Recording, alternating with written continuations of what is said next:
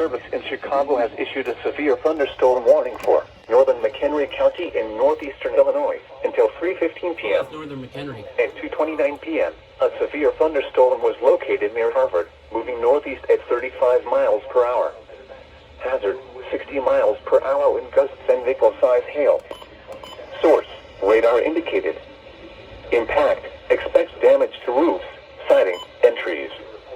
Locations impacted include Fox Lake, Harvard, Johnsburg, Spring Grove, Wonder Lake, Pistakee Highlands, Richmond, Hebron, Ringwood, and Greenwood. For your protection, move to an interior room on the lowest floor of a building. A tornado watch remains in effect until 8 p.m. for northeastern Illinois.